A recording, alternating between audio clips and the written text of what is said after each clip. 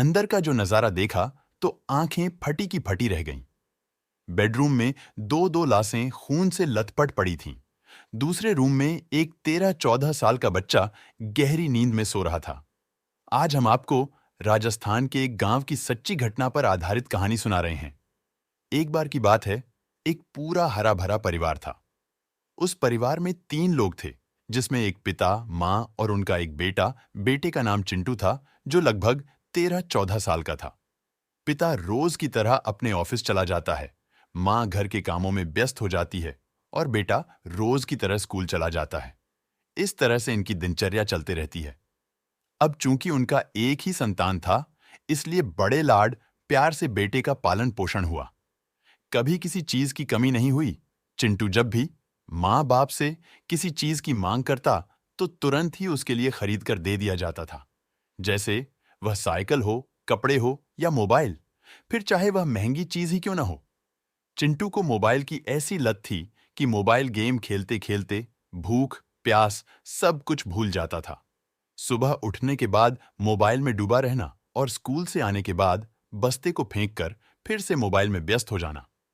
रविवार या अन्य छुट्टियों के दिनों में तो दिन भर मोबाइल में डूबा रहता था। अब एक ही संतान और ऊपर से लाड प्यार होने के कारण माँ बाप भी ज्यादा रोक टोक नहीं करते थे। एक दिन अचानक माँ की तबीयत बहुत खराब हो गई। उसकी सांस फूलने लगी और दर्द से तड़पने लगी। उसने चिंटू से एक गिलास पानी मांगा तो चिंटू मोबाइल में व्यस्त, दवा मांगी तो कोई ध्यान न देते हुए मोबाइल में ही व्यस्त रहा। अचानक माँ फर्श पर धड़ाम से गिर गई। फिर भी चिंटू को कोई फर्क नहीं पड़ा। बाद में उसे जब भूख लगी तो उसने माँ को आवाज लगाया। माँ की ओर से कोई जवाब न मिला तो उसने खुद ही माँ के पास चला गया और देखा कि माँ फर्श पर बेहोश पड़ी है। माँ को अनदेखा करते हुए वह फ्रिज की ओर गया और वहां से कुछ खाने का सामान लिया। उसे खाकर फिर मोबाइल गेम में व्यस्त हो गया। शाम को जब पापा ऑफिस से घर आए तो देखा कि माँ फर्श पर गिरी बेहोश पड़ी है और बेटा बेफिक्र होकर मोबाइल में बिजी है। बेटे को डांटते हुए आनन फानन में मां को हॉस्पिटल लेकर गए। कुछ दिनों बाद हालात ठीक हो गए। समय बीतता गया और अब चिंटू का एग्जाम भी करीब आ गया, किंतु वह पढ़ाई में कम और मोबाइल में ज्यादा व्यस्त रहता था। अब वह दिन भी आ गया जिसका सभी बच्चों को बड़ी बेसब्री से इंतजार रहता है। जी हां, पढ़ाई का परिणाम आना। लेकिन जब रिजल्ट आया तो उसमें चिंटू फेल हो गया था। इस वजह से पापा ने चिंटू को डांट फटकार लगाते हुए उससे मोबाइल छीन लिए और बोले, अब तुम्हें मोबाइल नहीं दिया जाएगा, अब तुम पढ़ाई करो, अच्छे रिजल्ट लेके आओगे तभी तुम्हें मोबाइल मिलेगा।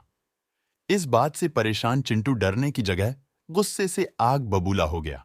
तो दोस्तों, इस कड़ी के बाद कुछ अनहोनी होने का दस्तक यहां से शुरू होता है। अब चूंकि चिंटू को मोबाइल की इतनी भयानक लत लग चुकी थी कि उसका मन अकबकाने लगा।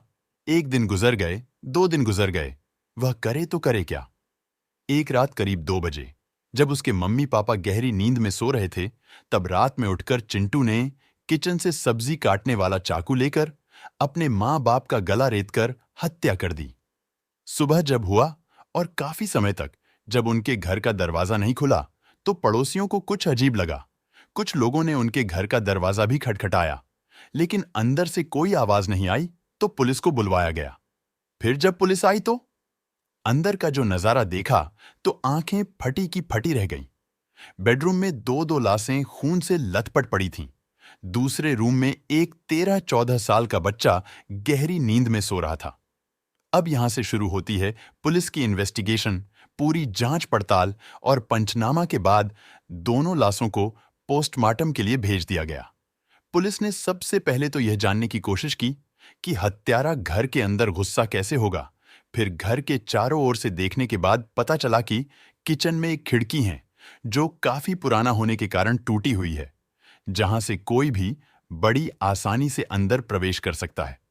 इसीलिए बच्चे पर किसी प्रकार का शक नहीं हुआ। बच्चे को उठाया गया और उससे पूछा गया कि रात में कोई आया था क्या, पड़ोसियों से या किसी से फोन पर किसी प्रकार का वाद विवाद हुआ था क्या। तो उसने भी कोई ढंग का जवाब नहीं दिया। इस तरह से इस डबल मर्डर को लेकर कई महीनों तक पुलिस की इन्वेस्टिगेशन चलती रही। उनके ऑफिस में भी पता किया गया कि कहीं किसी से कभी कोई लड़ाई झगड़े तो नहीं हुए थे, पर दूर दूर तक कहीं से कोई सुराग नहीं मिल रहा था। केस अभी भी अधूरा था। एक दिन पुलिस फिर से घटनास्थल पर मुआयना करने पहुंची कि कहीं से कोई सुराग मिल जाए। तभी पड़ोस की एक महिला ने बताया कि साहब, उनका बच्चा मोबाइल गेम बहुत खेलता था।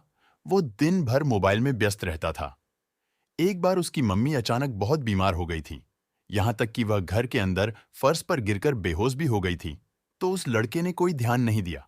फिर जब उसके पापा आए तो उसको बहुत डांट फटकार भी लगाए थे, और इस बार वो अपने क्लास में फेल भी हो गया था, जिससे सुनने में आया था कि उसके हाथ से उसके माँ बाप ने मोबाइल भी छीन लिए थे। इस बात को लेकर पुलिस को एक छोटा सा क्लू मिला और शक के दायरे में उस लड़के का पता किया गया।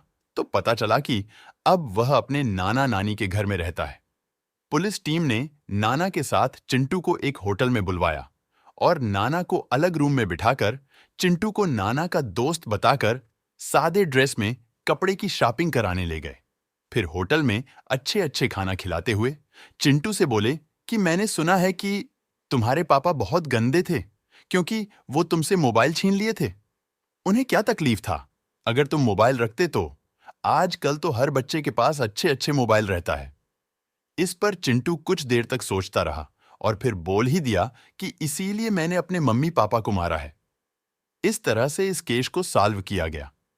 अपराधी कितना भी शातिर हो, नादान हो, पर एक ना एक दिन पकड़ा ही जाता है।